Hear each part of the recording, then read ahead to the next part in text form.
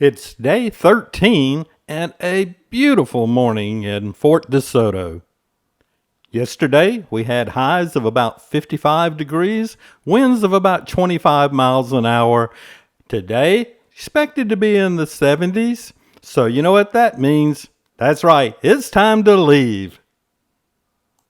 It's day 13 and we're headed to Cedar Key. It's about 160 miles from Fort DeSoto. It's a beautiful day, so hang around a bit and we'll show it to you.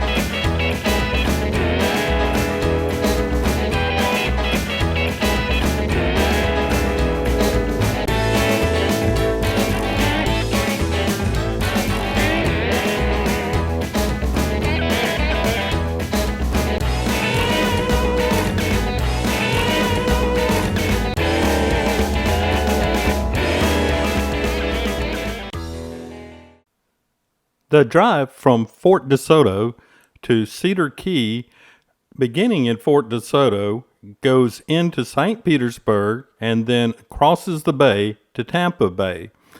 From Tampa Bay, then you head north. You actually pass right by Raymond James Stadium. Then it's north to Cedar Key. After leaving Tampa Bay, it is surprising how sparsely populated the major part of the drive is forward to Cedar Key. You will pass through Crystal River, which appears to be a pretty good sized city. It's very obvious, large boating area, and it's also very obvious is a large fishing area. After leaving Crystal, it becomes really quite desolate. There's very good highways, Highway 98 going north. It's very well maintained, but it's just you'll find a house every once in a while, and it goes for a very long ways. Looking at the map, it's easy to understand this, as there are a couple of wildlife areas, and there's a state park, and as you can see looking at the map, not a lot of roads in between. We arrived at Cedar Key Rv Resort early that afternoon, disconnected from the trailer, got it set up, and then headed into Cedar Key. Cedar Key itself is about 4 or 5 miles in from the RV resort. The town of Cedar Key was established during the Civil War. The present site was first incorporated as City of Cedar Key in 1869 and became a municipal corporation by charter in 1969. Lumber was the primary industry, although fishing and cotton shipping were also important, and sawmills and pencil factories dominated the town in the 1880s. The pencil plants closed down when the cedar was depleted. Shipping by rail and sea made Cedar Key an important port city until 1886, when the port of Tampa began to draw shipping away from Cedar Key. About 2,500 people lost their jobs when the mills closed, and a hurricane and tidal surge in 1896 devastated the area. Commercial fishing is important, but in terms of economic base, is now second to tourism, the major industry.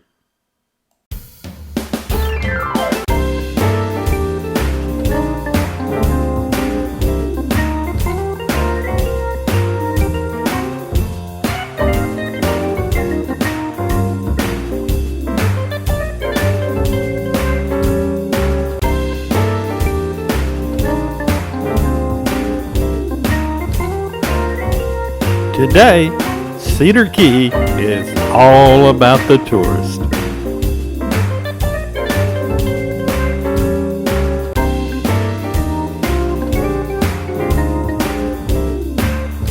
I'd go so far as to say it's the northernmost key.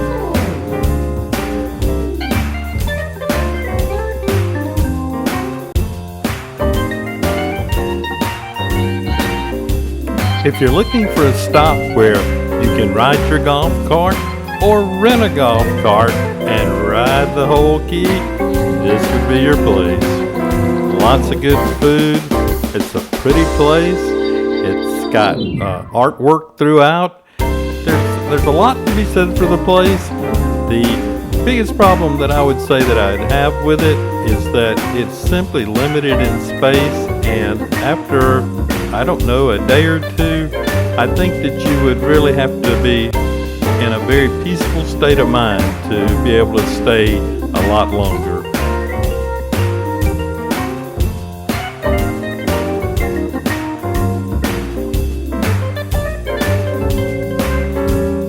If you're looking for a place to hang out on the beach, nope, not your place. There's very little beach and very little of it's public. If you're a fisherman, you better know the waters, you better know how to read channel markers. They say that at times you can actually walk from one key to the other when the tide is out.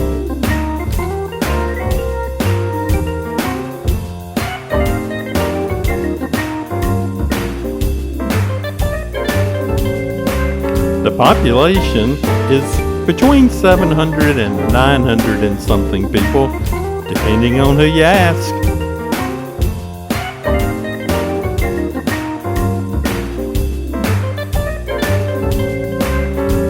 The food on the key is fantastic. We really enjoyed steamers. It was a neat place, and the food was outstanding. I would highly recommend it if you get there.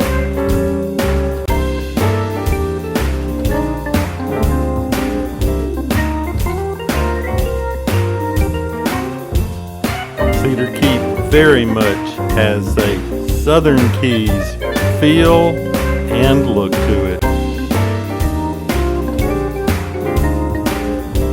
If you find yourself in the area, I very much suggest take a detour and stop in and visit Cedar Key.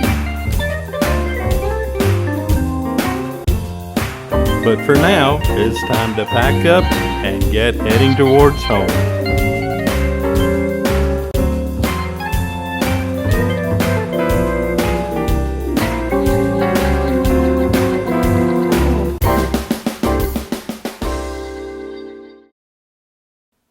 We stayed at the Cedar Key Rv Resort.